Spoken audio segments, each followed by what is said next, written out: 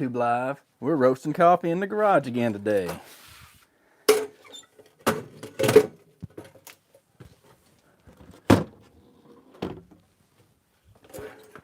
My medium roast Kenya coffee that I just made tastes a whole lot like the Kenya medium roasted coffee that I got from Coffee Cult. I don't know. I'm just going to try to check and see if I can duplicate that a couple times. All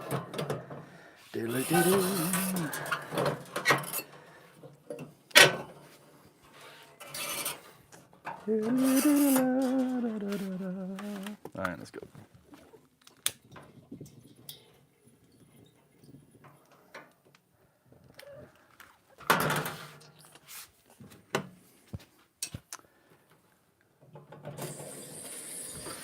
My trusty Caldi Mini.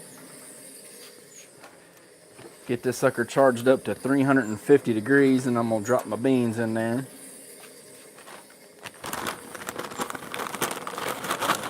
$200 grams of Kenya beans that I got at the Creative Coffee here in Winchester, Kentucky. They will sell you green beans in a quantity as small as 10 pounds. So I'm roasting my way through 10 pounds of Kenya coffee beans. And that last batch that I just tried tasted a lot like my store-bought. So I'm pretty excited about that.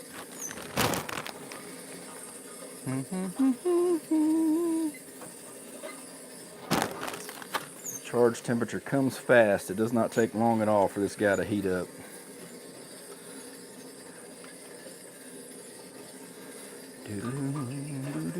Oh crap, I forgot my...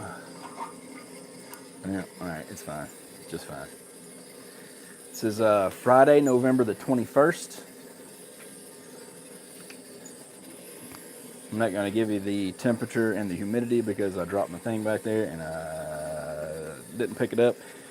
Oh, and I shot past 350 and went straight to 375. Dang it, Cam. I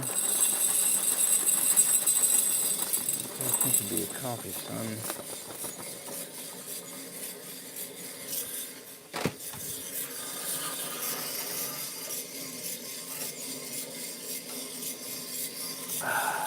Son of a gun. It's fine, just fine. Charge at 375. That'd be my coffee dance.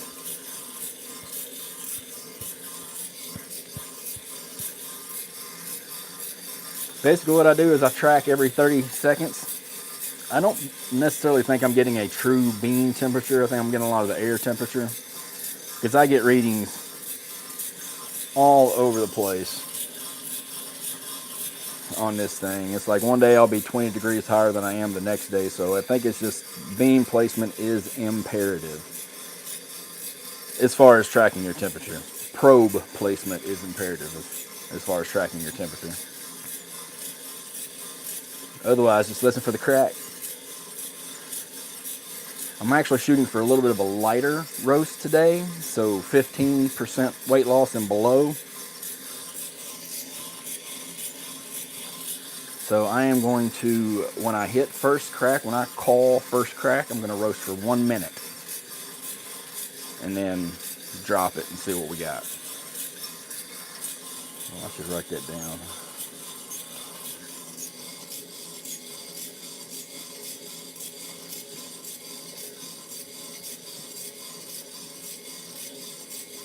Under 15% loss.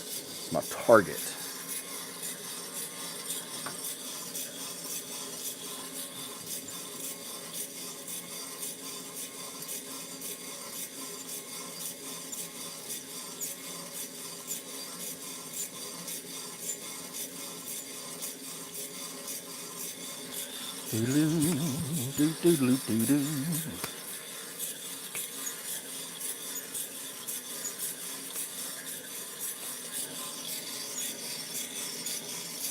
I watched a video of a dude roasting some coffee today on it was an older machine and he had it modified a little bit, but like the temperatures that he was dictating off as during his roast were way cooler. Because like his first crack happened at like 380 degrees, and I'm like, wait a second. So I don't know what was up with that. Because everything I've said, Red says first crack has to happen when the bean temperature, internal bean temperature, gets to 400 degrees, between 400 and 410 degrees. So I don't know. It's a really good video. It's a detailed, it's a great video. Dude totally knows what he's doing, but he was just getting readings that no way match up to at least what I'm doing. So I think at this stage of home roasting, at this stage of roasting what I'm doing, and with this type of machine, you're just trying to create consistency within the timing of the roast and the weight loss and stuff. That's what I'm trying to do. I don't know. I don't know what I'm doing yet.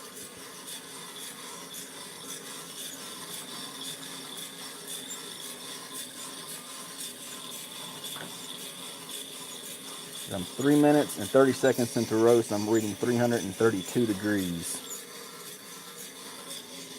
And I'm fairly certain that those beans are cascading down over top of my probe. It should be about as close to a bean temperature as I can get. And it's fairly warm outside today. One of the issues that I have roasting here in the garage is once the furnace kicks on and it starts sucking air into it, it creates some airflow issues and kind of stalls my roast sometimes. But it's fairly moderately temperature today. I don't think the furnace is going to kick on while I'm roasting, so I shouldn't have to worry about that. But that's how sensitive these small machines are.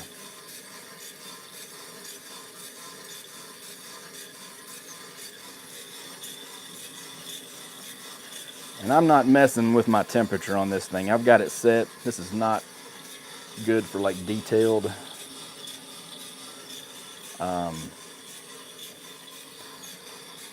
this is not good for precision dialing it in. I think this is a great burner. I've got all kinds of power, but this thing is just a slight adjustment, and I go from an 8-minute roast to a 16-minute roast.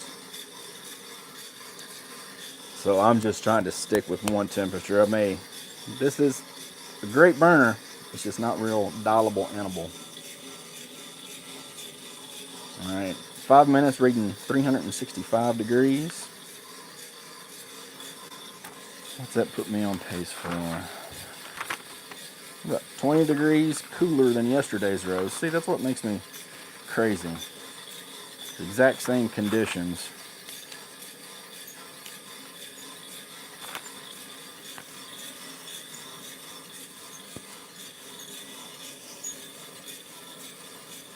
My rate of rise seems to have settled down about 10 or 11 degrees, which is, I think as long as it's consistent, it's really what we're looking for.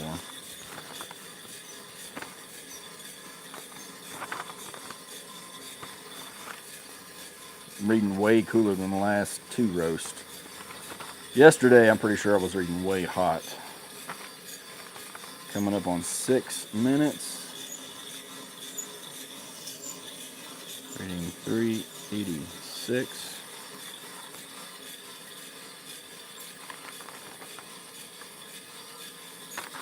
Way cooler than I have been. I just don't, I don't get it.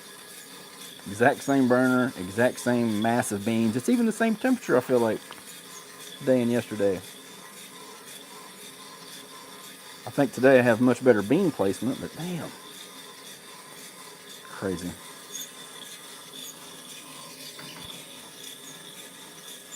Rate of rise is locked in right at 10 degrees per 30 seconds. Reading 396 at 6:30. So if I'm reading close to bean temperature, I should be getting close to first crack.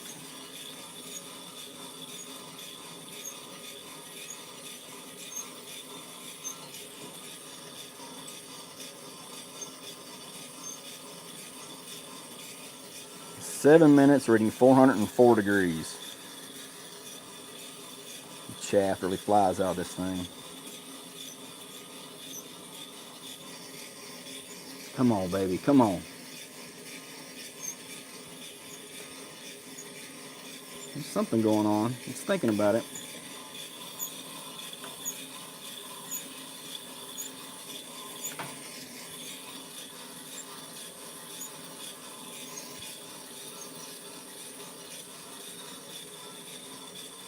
Rate of rise is slowed a little bit. First crack's going to be starting any time.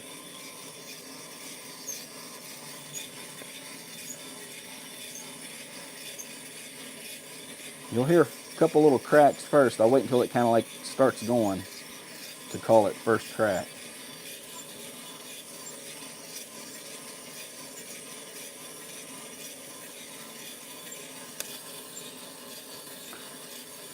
Right at 8 minutes. I'm going to call that my first sound. There was another good one.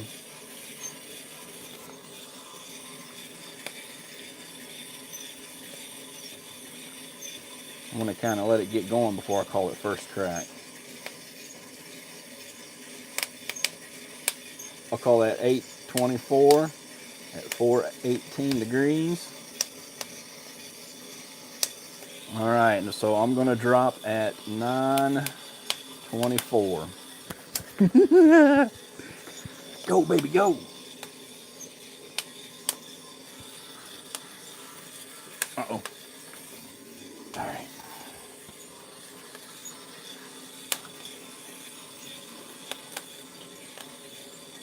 Looking good, looking good.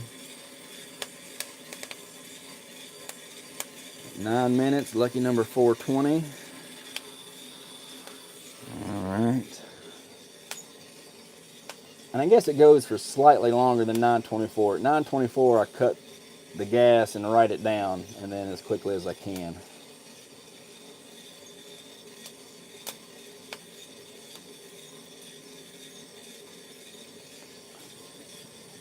Still reading 422.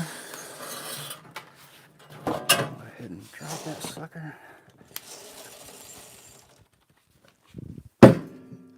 Sounds like first crack has essentially kind of stopped. So that's good. Or I guess, I don't know. Boy, they look good.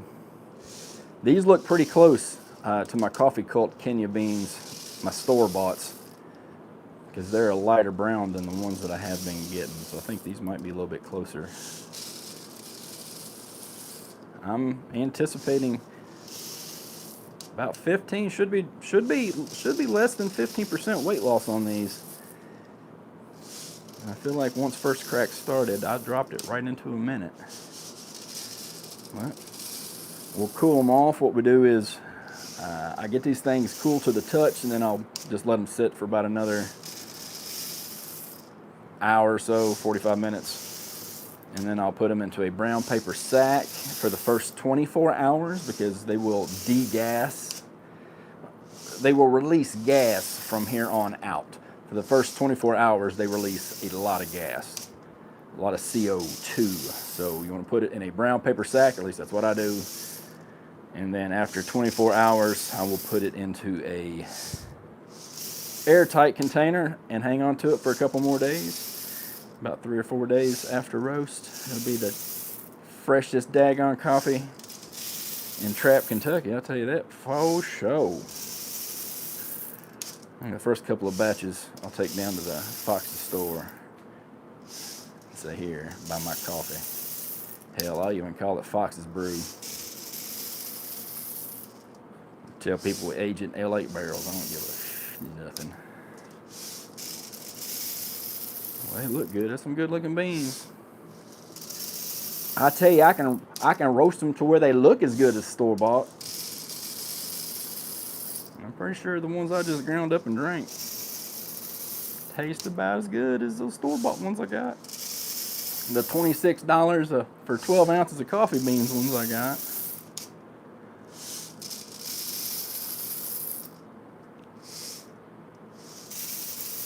I need to start putting I need to get a GoFundMe to buy a coffee machine and build a building out here. Coffee roasting machines are expensive. I looked them up. Most people, I would imagine that most folks trying to start a coffee roasting business will lease a commercial roaster because those things are expensive. But I'm not trying to roast on a large scale, you know. I'm talking about being just like a craft roaster where I'm going to roast like some exclusive beans. It's like, I don't know if I'm going to get like Blue Mountain or Kona beans or something that's $33 for a pound of green unroasted beans. Because that's crazy. But, you know, my goal just to be to kind of find premium beans, do small batch premium bean roasting, so we wouldn't really need a huge machine. Certainly need something a little bit bigger than my 200 gram roaster. Or, you know, I don't know. We just figure it out. You could have a single batch, get a little single batch coffees. We could do that, and I just make my living on that little quality roaster right there. What would I need to do? I could probably do 3 roasts in an hour. I mean, I think my time's worth $75 an hour. You gonna buy a 12-ounce bag of beans for $75? I doubt it. I gotta have some hella good marketing. Slap it in a gold bag and call it Trump coffee. But no, I don't reckon we'll do that. We're going to keep it in a brown paper sack, and we'll call it Little Jim's Barnyard Roast or something like that. All right, fantastic. Let that coffee cool on down, put it in a bag, and then roast it up. It's going to be delicious. Thanks for hanging out. We'll see you next time.